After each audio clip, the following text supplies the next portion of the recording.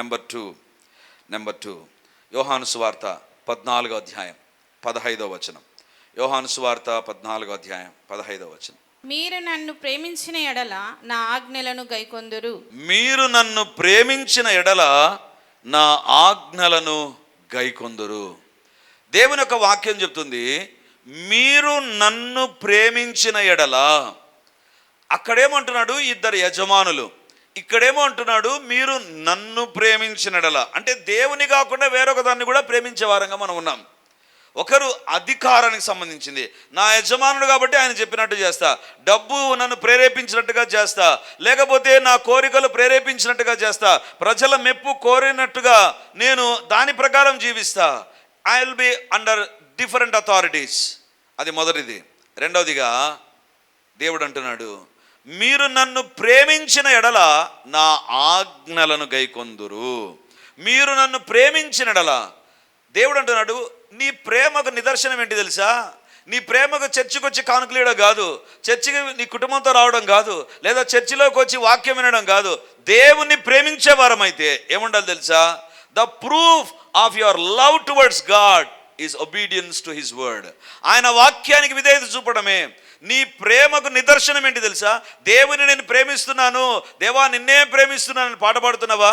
దేవుడు అంటాడు, పాట కాదు, మాట కాదు, let me show in the form of an proof. నాకు ఒక ఆధారం కావాలి. ఏంటి? మీరు నన్ను ప్రేమించిన ఎడల నా ఆజ్ఞలను గైకొందురు.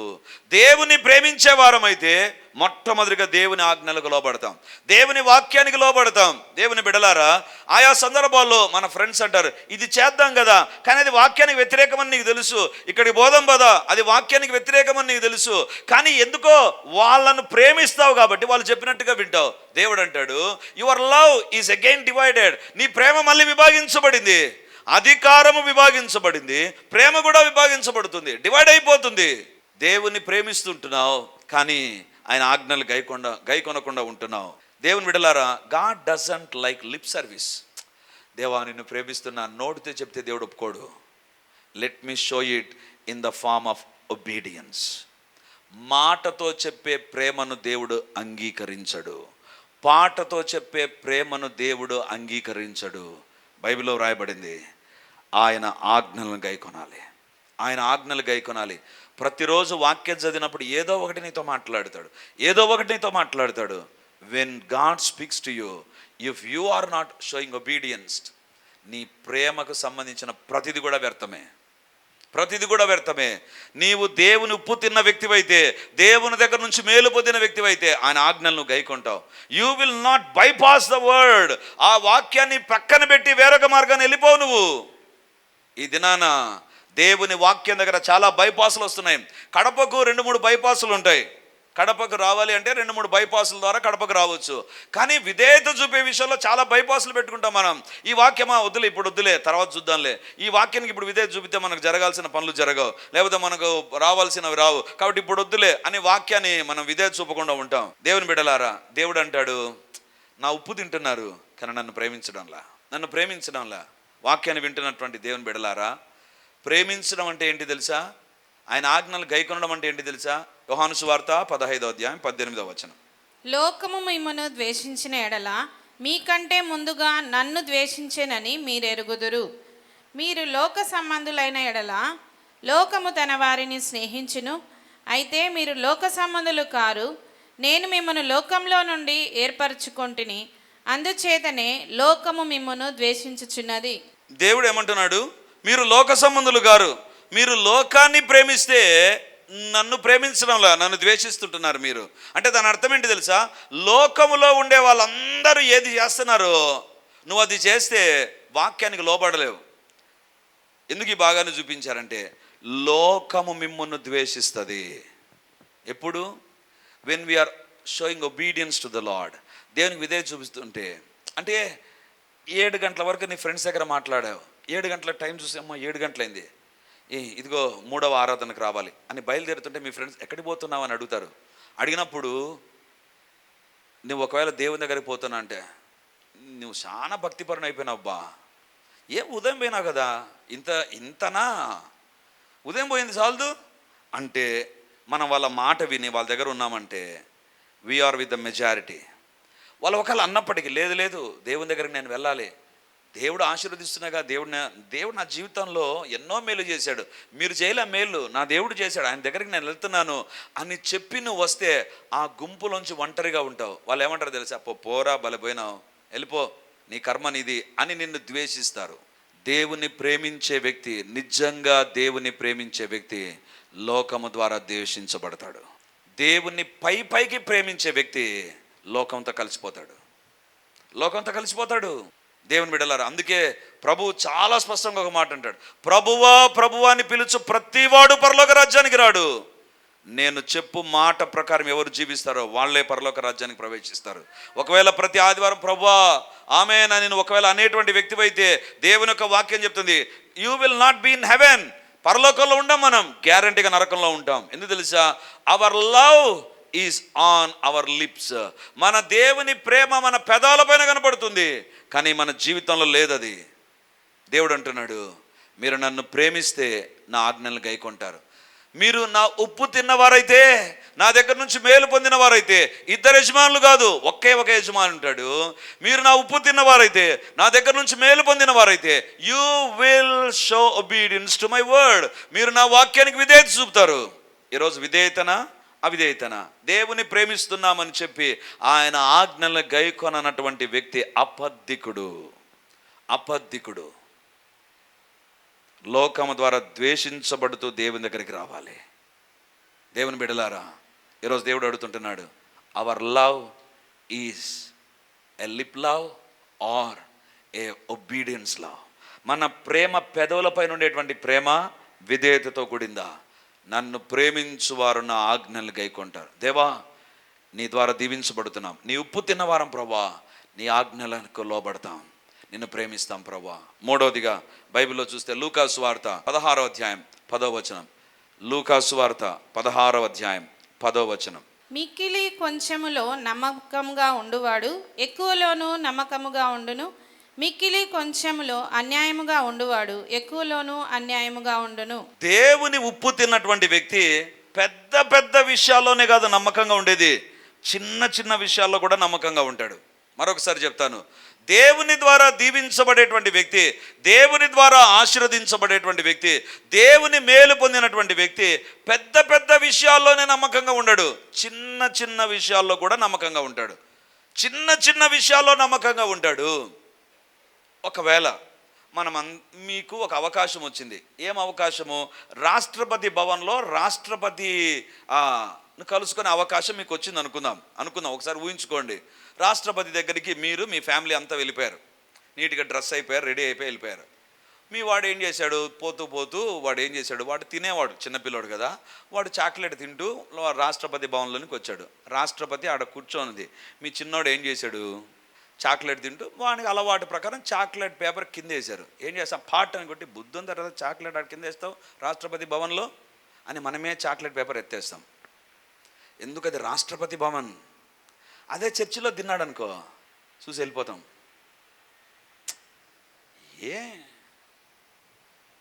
పెద్ద విషయాల్లో నమ్మకత్వం కాదు, చిన్న విషయాల్లో నమ్మకంగానే నీ నమ్మకత్వానికి దేవుడు విలువ కడతాడు. అందుకే దేవుడు ఇక్కడ అంటాడు, మిక్కిలి కొంచెములో నమ్మకం కాదు, మిక్కిలి కొంచెంలో నమ్మకం. చాలా తక్కువగా ఉంటుంది అది. అక్కడ నమ్మకంగా ఉంటే దేవుని బిడ్డలారా, దేవుడు మనల్ని దీవిస్తాడు, మన విషయంలో సంతోషపడతాడు. మనం చాలా సందర్భాల్లో పెద్ద విషయాల్లో నమ్మకత్వాన్ని చూపిస్తూ ఉంటాం. We look at the biggest things. దేవుడు అంటాడు, ప్రతి చిన్న దాంట్లో నుంచి దేవుడు చూస్తూ పోతాడు. ప్రతి చిన్న విషయంలో దావీదుని ఎందుకు దేవుడు ఆశీర్వదించాడు తెలుసా? చక్రవర్తిని చేశాడు తెలుసా? Very simple. తనకు అప్పగించబడిన చిన్న మంద దగ్గర నమ్మకంగా ఉన్నాడు. దేవుడు దావీదు దగ్గర పెట్టింది పెద్ద మంద కాదు, చిన్న మంద. నువ్వు దేవుని ఉప్పు తిన్న వ్యక్తివైతే చిన్న విషయాల్లో కూడా నమ్మకంగా ఉంటావు, పెద్ద విషయాల్లో కాదు, చిన్న విషయాల్లో నమ్మకంగా ఉంటావు. దేవుని బిడ్డలారా, ఈరోజు ప్రశ్నించుకుందాం, చిన్న విషయాల్లో ఎంత నమ్మకంగా ఉన్నాం? ఎంత నమ్మకంగా ఉన్నాం? సర్వీస్ చేసే వాళ్ళు ఉంటారు, ఇప్పుడు వీళ్ళు సర్వీస్ చేస్తారు కదా, ఆ సర్వీస్ దగ్గర చిన్న లూజ్ అయింది అనుకో నట్టు, పెద్ద ప్రాబ్లం లేదు, చిన్న నట్టే లూజ్ అయిందని వెళ్ళిపోరు, ఆ చిన్నది కూడా టైట్ చేస్తారు. ఎందుకు తెలుసా? అదే ఒకప్పుడు పెద్ద సమస్యగా మారుతుంది. మనం ఏమనుకుంటామంటే అది చిన్నదే కదా, మిక్కిలి కొంచాన్ని దేవుడు చూస్తాడు. మిక్కిలి కొంచెములో నమ్మకంగా ఉండడం. ఎవ్వరు లేరు, ఇద్దరు ఉన్నారు. ఆమె అంటుంది, యోసేపు మన ఇద్దరం పాపం చేద్దాం. యోసేపు అంటాడు, మా నాన్న ఇంట్లోంచి వచ్చినప్పటి నుంచి ఇలాంటి ఆఫర్ ఎప్పుడు నాకు దొరకల, దేవుడు నా కోసం ఇచ్చాడు అనుకోలా. ఏమన్నాడు తెలుసా?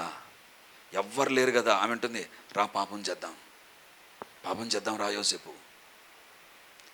ఆ తలుపు మధ్య ఆ చిన్న గదిలో ఎవ్వరు లేని దగ్గర నమ్మకంగా ఉన్నందుకు దేవుడు నేరుగా తీసుకుపోయి దేశంలో 2వ స్థానంలో పెట్టాడు. నువ్వు దేవుని ఉప్పు తిన్న వ్యక్తివైతే, దేవుని దగ్గర నుంచి దీవెనలు పొంది ఉన్న వ్యక్తివైతే, చిన్న విషయాల్లో కూడా యుల్ బి వెరీ ఫెయిత్ఫుల్. చిన్న విషయాల్లో కూడా నమ్మకంగా ఉంటాం. దేవుని బిడ్డలారా, సర్వోన్నతుడైన దేవుడు కదండి యేసు ప్రభు, సర్వశక్తి కలిగిన దేవుడు కదా. ఆయన లాంటి బోధకుడు ఎవరైనా ఉన్నారా? ఆయన లాగా పరిచయం చేసే వాళ్ళు ఎవరైనా ఉన్నారా? ఆ యేసు ప్రభుకు తండ్రి అయిన దేవుడు ఎక్కడ సేవ చేయమన్నాడు తెలుసా? మనకైనా కడపలో చేయమన్నాడు. యేసు ప్రభుకు ఇశ్రాయేలు దేశం, చిన్న దేశం. యేసు ప్రభు అనుకోలా, ఏంటి ప్రభువా ఏమిస్తున్నావు నాకు? నా శిష్యుడైన తోమాకేమో భారతదేశం, నాకేంటి ఇశ్రాయేల్ దేశమా, ఏంటిది అనలా. ఆ చిన్న సేవలోనే నమ్మకంగా ఉన్నాడు. అది కూడా 3.5 సంవత్సరాలే ఆ సేవ నమ్మకంగా చేశాడు. ఈరోజు మిక్కిలి కొంచెంలో నమ్మకంగా ఉండాలని దేవుడు కోరుతున్నాడు. దేవుని ఉప్పు తిన్న వ్యక్తివైతే, దేవుని దగ్గర నుంచి దీవెనలు పొందిన వ్యక్తివైతే, be faithful in very smallest things. చాలా మిక్కిలి కొంచెంలో నమ్మకంగా ఉండు. నీ బిడ్డను సరిదిద్దే విషయం చిన్నదే, అక్కడ నమ్మకంగా ఉండు.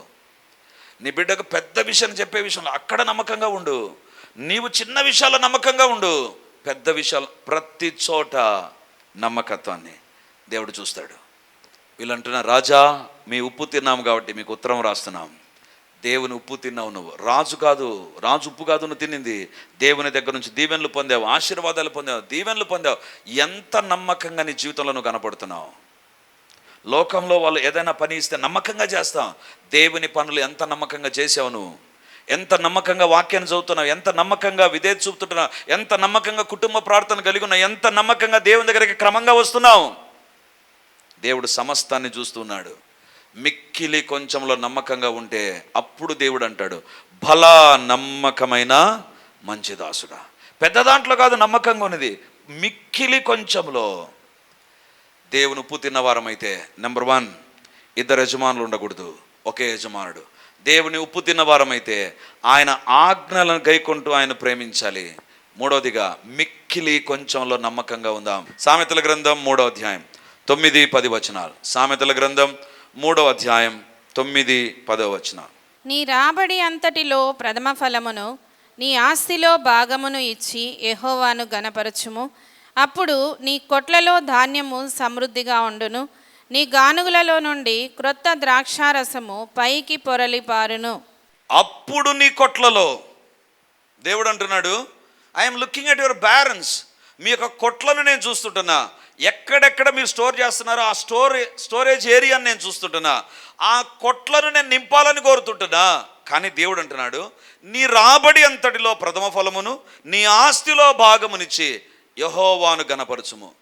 దేవుని ఉప్పు తిన్న వారమైతే, దేవుని దగ్గర నుంచి దీవెనలు పొందిన వారమైతే, దేవుని దగ్గర నుంచి ఆశీర్వాదాలు పొందిన వారమైతే, దేవునికి ఇచ్చే విషయంలో వెనుకాడమండి.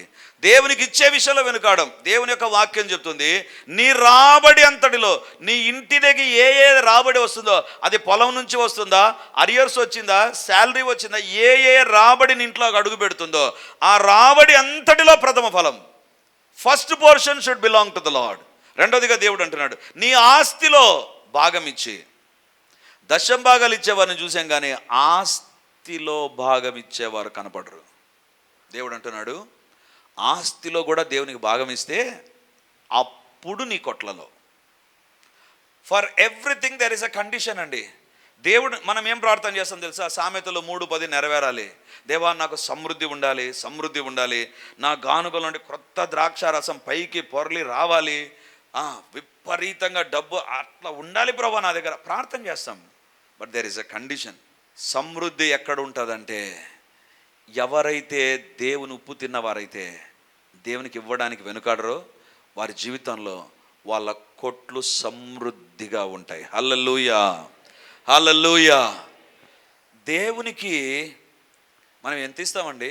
దేవుడు అంటున్నాడు, నీ రాబడి అంతటిలో అంటే అనుకుందాం, ఉదాహరణకు చెప్తాం, 100 రూపాయలు నా ఇంటికి వచ్చిందండి, నా రాబడేది అనుకున్నా, దాంట్లో ప్రథమ ఫలం మొట్టమొదటిగా వచ్చింది ఒక 5 రూపాయలు అనుకో, 5 రూపాయలు దేవునికి. అది దేవుడు చెప్పేది. మనం ఏం చేస్తాం తెలుసా?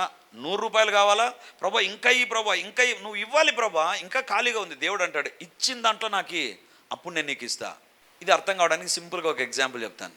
ఇంట్లో 2 పార్టీలు ఉంటాయి తెలుసుగా. ఇంట్లో 2 పార్టీలు, మమ్మీ పార్టీ, డాడీ పార్టీ. పిల్లలను డివైడ్ చేస్తారు తల్లిదండ్రులే. వీడంతా వీళ్ళ నాయన పార్టీ అండి, వీడంతా వీళ్ళ అమ్మ పార్టీ. ఎందుకు అమ్మ పార్టీ ఏంటాడు? వాళ్ళ అమ్మ చెప్పింది వాళ్ళమ్మకి ఇవ్వడంలో అంతా చాలా పార్షల్గా వాడు ఉంటాడు. వాళ్ళమ్మ అనుకుంటుంది వీడు నావాడు. ఎందుకు తెలుసా? వాళ్ళ అమ్మకు కావాల్సిన వాడు ఇస్తూ పోతాడు, వాళ్ళ నాయనకు కావాల్సిన వాళ్ళు ఇస్తూ పోతారు. కాబట్టి వాడు వాళ్ళ అమ్మ పార్టీ, వాడు నా నాయన పార్టీ. ఇప్పుడు దేవుడు ఏమంటాడు తెలుసా? మీరు నా పార్టీ కాదు, మీరు మీ పార్టీ. నా పార్టీ కాదు మీరు. ఎందుకంటే నాకు ఇవ్వాల్సింది ఏమి ఇవ్వాలా? అయినా అంటారు, ప్రభా నీవే నా దేవుడు, మనసారా నిన్ను ప్రేమిస్తావు ప్రభా, నాదంటూ లోకాన ఏది లేదు ప్రభా, ఉందంటే నువ్వు ఇచ్చిందే ప్రభా, కానీ నీకు మాత్రం ఇయ్యను. నీ దగ్గర నుంచి ఎంత కావాలంటే అంత లాక్కుంటా, కానీ నీకు ఇవ్వడం మాత్రం అబ్బా అస్సలు కుస్సనే కుదరలేదు. దేవుడు అంటున్నాడు, నీవు నా ఉప్పు తిన్నవారమైతే. వీళ్ళు అంటున్నారు, రాజా నీ ఉప్పు తిన్నాం, నీ దగ్గర నుంచి మేలు పొందాం, అందుకే ఇప్పుడు ఖర్చు పెట్టి ఒక ఉత్తరం రాస్తున్నాం. దేవుని బిడ్డలారా జాగ్రత్త. ఈరోజు మెయిల్ ఉత్తరం చాలా సింపుల్, ఫోన్ ఓపెన్ చేసి అలా టైప్ చేస్తాం. ఆ దినాల్లో ఉత్తరం రాయడం అందరి చేత కాదు, ఎవరో ఒకరి దగ్గరే మెటీరియల్ ఉండేది, అందరి దగ్గర ఉండదు. ఈ యొక్క లేఖికుడు అని ఉంది బైబిల్లో, మీరు చూస్తే ఆ భాగంలో, ఈ ఎజ్రా గ్రంథం 4వ అధ్యాయంలో లేఖికుడు, లేఖ అంటే వీళ్ళు రాయలేదు, వీళ్ళకి చదువు రాదు, వీళ్ళు ఇంకొకరి దగ్గరికి పోయి వాళ్ళకి చెబితే వాళ్ళు ఒక లేఖ రాస్తే ఆ లేఖ రాసినందుకు డబ్బు ఇచ్చారు వీళ్ళు. ఆ లేఖ రాసినందుకు వాడికి ప్రతిఫలం ఉంటుంది. వాడు ఎందుకు రాస్తాడు? లేకపోతే కలెక్టర్ ఆఫీస్ దగ్గరికి పోండి, కలెక్టర్ ఆఫీస్ బయట కొంతమంది కూర్చుంటారు, మొరటోళ్ళు అర్జీ రాయడం చేత కాదు, బయట కొంతమంది కూర్చొని రాస్తూ ఉంటారు, వాళ్ళు రాసినందుకు వాళ్ళు డబ్బు ఇస్తారండి. ఇక్కడ వీళ్ళు ఏం చేశారు తెలుసా? రాజా నువ్వు ఉప్పు తిన్నావు కాబట్టి నీకు మేము ఖర్చు చేసి ఒక ఉత్తరం రాస్తున్నాం. ఈరోజు దేవుడు అంటున్నాడు, నా దగ్గర నుంచి మేలు పొంది, నా దగ్గర నుంచి ఆశీర్వాదాలు నీ శరీరానికి, నీ కుటుంబానికి, నీ ఉద్యోగంలో, నీ వ్యాపారంలో అన్నీ పొంది దేవునికి ఏమిస్తున్నావు? ఇద్దులు ఇస్తున్నామా దేవునికి? ఏమైనా దేవునికి తెలుసు నువ్వు ఎంత ఇచ్చేది. ఒక చర్చిలో మొన్న కానుక పడుతుంటే అది చూశానండి, చాలా బాగా నచ్చింది నాకు. అది ఏంటి తెలుసా? వాళ్ళు బ్యాగులు పెట్టలా, వాళ్ళు డబ్బాలు పెట్టలా, వాళ్ళు ఒక బాక్స్ పెట్టారు. అదేంటి తెలుసా? ట్రాన్స్పరెంట్గా ఉండేటువంటి బాక్స్. ట్రాన్స్పరెంట్గా ఉండేటువంటి బాక్స్ అంటే కానుక వేస్తే నేను ఏమేసింది కనపడుతుంది. అర్థమైందా? నా చేతిలో పెట్టుకుంటాం, 2 చేతులు కొంతమంది పెడతారు, ఇట్లా అనిపిస్తుంది, అమ్మ ఎంత వేసాడో, ఎంతుందో దైవాధీనం. అది దేవునికే తెలుసు, ఉందో లేదో. దేవుని బిడ్డలారా, ఒకరోజు ఒక తల్లి వాళ్ళ కొడుకు తిడుతుంది, నేను వింటూ ఉన్నా, బయటే జరిగింది ఇది, వాళ్ళు ఉన్నా అర్థం చేసుకుంటారు. వాళ్ళ కొడుకుని తిడుతుంది, ఏందిరా కానుకేలేదు, నువ్వు ఎందుకు కానుకేలేదు? తిడుతూ ఉంటే నేను వింటున్నా, ఎందుకు ఈ తల్లి తిడుతుంది, కానుక అంటుంది ఏంది అనుకొని. వాడు అంటున్నాడు, నువ్వు నాకు ఇచ్చిన డబ్బును నేను కొనుక్కున్నా మమ్మీ, కానుకకు డబ్బు లేదు. వాడు ఇంట్లో అడిగితే ఇయ్యలా, వాళ్ళమ్మ ఏం చేసింది, వీళ్ళు నమ్మి కానుకకు డబ్బు ఇస్తే వాడేం చేసినాడు, ఇప్పుడు ఇస్తావా డబ్బు, దేవునికి ఇచ్చే క్వశ్చనే లేదు అని బయట పోయి కొనుక్కొని వచ్చి తినేసి కానుకేలేవాడు. కానుకేలేదు. దేవుని బిడ్డలారా, దేవుని దగ్గర నుంచి తీసుకుంటున్నాం, విస్తారంగా దేవుడు ఇస్తున్నాడు. ఒక ఉదాహరణ చెప్తాను. మా అమ్మకు ఒక యాక్సిడెంట్లో ఈ ఫ్రాక్చర్ అయింది, హిప్పు ఎముక, మక్కి ఎముక అంటారు కదా, మక్కి గూడు అంటారు, బాల్ లాగా ఉంటుంది. మటన్ తినే వాళ్ళకి తెలుస్తుంది నేను చెప్పేది, ఎముకలు తినే వాళ్ళకు. ఈ మక్కి గూడు అనేటువంటిది డ్యామేజ్ అయింది. ఇలా కఫ్ ఉంటుంది ఒక మూతలాగా, దాని కింద మన కాలు అందుకే మడుస్తాం, అక్కడ మూమెంట్ ఉంటుంది. అది ఫ్రాక్చర్ అయింది మా అమ్మకు. అది డాక్టర్ చేసిన ఒక మిస్టేక్ని బట్టి పూర్తిగా మెటల్ పెట్టినా కూడా, టైటానియం పెట్టినా కూడా అది మళ్ళీ డ్యామేజ్ అయిపోయింది. ఎందుకంటే డాక్టర్ మోసం చేసి సిమెంట్ అంటే ఇంటికి వేసేది కాదు, ఎముకలకి వేసి సిమెంట్, అది వేరేది, అది డూప్లికేట్ వేసాడు, డ్యామేజ్ అయిపోయింది. ఆ తర్వాత మేము మా అమ్మను వేరే హాస్పిటల్కి తీసుకుని వెళ్తే వాళ్ళు అన్నారు, అది అక్కడ జరిగింది, మేము ఇంటర్నేషనల్ హాస్పిటల్, మాది ప్రపంచవ్యాప్తంగా మాకు గుర్తింపు ఉంది, మేము టైటానియం మెటల్ వేస్తాం మీకు అన్నారు. నేను అడిగాను ఎంత అవుతుంది అని అడిగా. ఇప్పటికీ 24 సంవత్సరాల క్రిందట అంతే అంత ఎముక టైటానియం కొనడానికి మేము ఇచ్చిన డబ్బు ఎంత తెలుసా? 70,000. 70,000. ఇంత ఎముక 70,000. మన శరీరంలో ఎన్ని ఎముకలు ఉన్నాయి? ఇంటూ 70,000 వేసుకోండి, ఎంత అవుతాం మనం? కిడ్నీ అమ్మితే ఎంత అవుతుంది? హార్ట్ ట్రాన్స్ప్లాంటేషన్గా హార్ట్ ఎంత అవుతుంది? మన శరీరంలోనే కోట్లు విలువ చేస్తామండి మనం, కోట్ల విలువ చేస్తాం మనం. 1-2 రూపాయలు కాదు, కోట్ల విలువ. అంత ఎముక 70,000 అంటే మన కాలు ఎముక, ఈ చెయ్యి ఎముక ఇంత ఉంటుంది. ఇంత రాడ్ పెట్టాలంటే ఎంత అవుతుంది ఇంకా చెప్పండి మీరు? 4 ఏంటి, 4 ఏళ్ళు 28, 2,80,000 ఇది. ఈ నుంచి మళ్ళీ ఇంకొక ఎముక, కాలు ఎముక, ఎముకలే లక్షలు కోట్ల రూపాయలు అవుతుంది. నీ బ్రెయిన్ మామూలు బ్రెయినా? సాధ్యమైన బ్రెయిన్ కదా. ఈ బ్రెయిన్ ఇంకెంత అవుతుంది? ఇంత దేవుడిస్తే దేవునికి విధులిస్తాం మనం. అందుకే దేవుడు అంటున్నాడు, మీరు నా ఉప్పు తిన్నవారైతే నీ రాబడిలో, నీ యొక్క ఆస్తిలో నువ్వు నాకు ఇస్తావు. అందుకే ఉత్తరానికి ఖర్చు పెట్టారు వీళ్ళు. ఈరోజు దేవుడు అడుగుతుంటున్నాడు, దేవుని దగ్గర నుంచి మేలు, ఉపకారాలు, ఆశీర్వాదాలు పొందిన మన జీవితంలో మనం ఎంత నమ్మకంగా ఉన్నాం? How loyal we are. ఎంత నమ్మకంగా దేవుని గనపరుస్తున్నాం మనం. 4 విషయాలు ప్రభు జ్ఞాపకం చేశాడు. దేవుని ఉప్పు తిన్నవారమైతే ఒక్కడే యజమానుడు ఉంటాడు. దేవుని ఉప్పు తిన్న వారమైతే, దేవుని దగ్గర నుంచి దీవెనలు పొందిన వారమైతే, you will be loyal to your Lord in your obedience. నీ విధేయతలో. 3వదిగా ఖచ్చితంగా మిక్కిలి కొంచెంలో నమ్మకంగా ఉంటాం. 4వదిగా దేవునికి ఇచ్చే విషయంలో ఆయన ఇచ్చిన దాన్ని గుర్తించి you will give him back to the Lord. ప్రభు మనతో మాట్లాడుతుండగా, దేవుని ఉప్పు తిన్నవారమా? అలాగైతే ఎలా ఉంది మన జీవితాన్ని? ప్రభు సన్నిధానంలో మనం ప్రార్థన చేద్దాం. నీ ఉప్పు తిన్నవారం రాజా, అందుకే ఉత్తరం రాస్తున్నావు, నీకు విషయాలు చెబుతున్నావు. దేవుని ఉప్పు తింటున్నావు, దేవుని ఆశీర్వాదాలు పొందుకుంటున్నావు, దేవుని దీవెనలు పొందుకుంటున్నావు. How loyal we are to the Lord, how faithful we are to the Lord. 2 యజమానులా దేవుని ఆజ్ఞలను గైకొంటూ ఆయన ప్రేమిస్తున్నావా? మిక్కిలి కొంచెంలో నమ్మకంగా ఉన్నావా? నీ కుటుంబ ప్రార్థనలు, వ్యక్తిగత ప్రార్థనలు, బైబిల్ చదవడం, ప్రతి చిన్న విషయంలో నమ్మకంగా దేవుడు నిన్ను చూస్తున్నాడా? దేవునికి ఇచ్చే విషయంలో ఏమైనా వెనుకడుగేస్తున్నావా? ఈరోజు దేవుడు అడుగుతుంటున్నాడు, నా ఉప్పు తింటున్నావు, నా దీవెనలు పొందుతుంటున్నావు. శ్రేష్టమైన ప్రతి ఈవియు జ్యోతిర్మయుడగు తండ్రి యొద్ద నుండే వస్తుంది నీకు. మరి ఆ దేవునికి ఎంత నమ్మకంగా ఉన్నావు? పరీక్షించుకుంటూ ప్రార్థన చేద్దాం. హల్లెలూయా. గొప్ప దేవానికి వందనాలు, మహిమ కలిగినటువంటి దేవానికి స్తోత్రాలు, సత్యవంతుడమైన దేవానికి వందనాలు, సర్వాధికారి నీకు వందనాలు. దేవా, ఈ రోజు మాతో మీరు స్పష్టంగా మాట్లాడారు. నీ ఉప్పు తిన్న వారం ప్రభా మేము. దేవా, మా జీవితాల్లో మనుషుల మెప్పుకోరే వ్యక్తులుగా ఉన్నామేమో నాయనా. మనుషులను గుర్తించాలనే తాపత్రయం మాలో ఉండే నాయనా. క్షమించండి. దేవుని విషయాలకు అత్యధికమైన ప్రాధాన్యత ఇచ్చుదుముగాక. దేవా, మీరే మా జీవితాల్లో ప్రథముడుగా ఉండండి. ప్రథమ స్థానం మీదే నాయనా అని చెప్పేవారుగా గాక, అలా చేసి చూపించేవారముగా ఉంచండి నాయనా. మీరే మమ్మల్ని దర్శించండి. అంధకార శక్తులను మీరు బంధించండి. అపవిత్రాత్మ క్రియలను లయపరచండి ప్రభువా. దేవా, ఎక్కడైనా నీ ఆజ్ఞలమే గై కొనకుండా అవిధేయత చూపుతుంటే, అసలు బైబిలే చదవలేని వారు ఇక్కడ ఉంటున్నారు నాయన. Lord forgive them. నీ వాక్యాన్ని చదివి నీకు విధేయత చూపాలి ప్రభువా.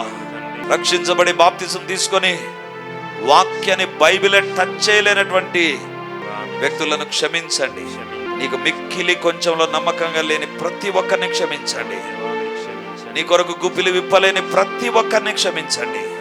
దేవా, మా జీవితాల్లో ఎప్పటికీ నీ ఉప్పు తింటూ నీకు నమ్మకంగా ఉందుముగాక, నమ్మకంగా ఉందుముగాక, యథార్థంగా భక్తిగా నిన్ను సేవించుదుముగాక. మీరే మమ్మల్ని దర్శించి దీవించి మహిమను పొందుమని యేసయ్య నామముందు ప్రార్థించి అడిగి పొంది ఉంటున్నాము తండ్రి. ఆమేన్.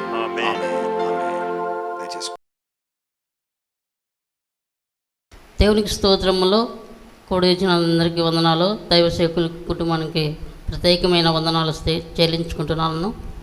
మరి నా జీవితంలో దేవుడు ఎంతో మేలు చేసి ఉన్నాడు. నాకు దేవుడు జాబ్ విషయంలో ఎంత మేలు చేసినా అప్పటి నుంచి కూడా ఇప్పటి వరకు కూడా నన్ను అంచెలంచెలకు తీసుకెళ్తూ వస్తున్నాడు.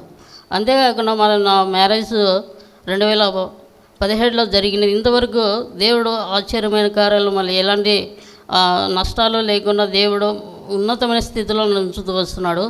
నేను కడపకు వచ్చి కూడా 3 years అవుతుంది. అయితే ఇంతవరకు కూడా నేను కడపలో ఉంటే ఏమైనా ఇబ్బంది పడుతానా, లేకుండా ఆర్థిక పరిస్థితుల విషయంలో కూడా నేను ఏమైనా ఇబ్బంది పడుతానా అనుకుంటున్నాను. అయితే దేవుడు ఆశ్చర్యమైన కార్యరీతిలో నేను ఈ సంఘానికి వచ్చిన తర్వాత కూడా మరి దేవుడు నాకు ఎలాంటి ఆర్థిక పరిస్థితులు కూడా నన్ను ఈ విధంగా కూడా నన్ను ఇబ్బంది పడకుండా, దేవుడు ఒకరిని అడిగే విధంగా లేకుండా దేవుడు నన్ను ఒకరికి ఇచ్చే విధంగా నన్ను ఆశీర్వదిస్తూ వస్తున్నాడు. అంతేకాకుండా దేవుడు ఆశ్చర్యమైన కార్యాలు మరి ఆఫీసు విషయంలో మరి కొంతమంది నాకు తెలిసిన ఆఫీసర్లు వచ్చినప్పుడు, నన్ను సతాయించే వాళ్ళు కూడా వచ్చినప్పుడు, ప్రార్థించినప్పుడు దేవుడు ఆ సమస్య నుంచి కూడా విడుదల చేస్తూ వస్తున్నాడు. అదేవిధంగా కాకుండా నేను ఒక సిస్టమ్ వర్క్ చేసేటప్పుడు కూడా దేవుడు నాకు జ్ఞానం ఇచ్చి ఆ వర్క్ని ఎలా నేర్చుకోవాలి అనేది కూడా నాకు నేర్పిస్తూ వస్తున్నాడు. నాకు దేవుడు ఇంకను ఆ సిస్టమ్ వర్క్ నేర్చుకోవాలనుకుంటా నేను అడుగుతుంటే చాలా వరకు మా స్టాఫ్ ఎవరే కానీ ఈ విధంగా అడగరు. సార్ మీరు మాత్రం ఎందుకో మరి ఏం కావాలన్నా కూడా మీరు అడుగుతున్నారు, మీరు నేర్చుకోవాలని మీకు ఇంట్రెస్ట్ ఉన్నది, నేర్చుకుంటారని కూడా వాళ్ళకి తెలిసిన విషయం నాకు చెప్తూ ఉంటే నేను నేర్చుకుంటూ వస్తున్నాను. దేవుడు ఆశ్చర్యమైన రీతిలో నన్ను అంచెలంచెలో ఉంచుతూ వస్తున్నానికి దేవునికి స్తోత్రాలు. మరి ఉదయపూర్వకమైన వందనాలు చెల్లించుకుంటూ, ప్రత్యేకమైన పాస్టర్ గారికి ఉదయపూర్వకమైన వందనాలు చెల్లించుకుంటూ దేవుడు ఈ సాక్ష్యం దీవించునుగాక.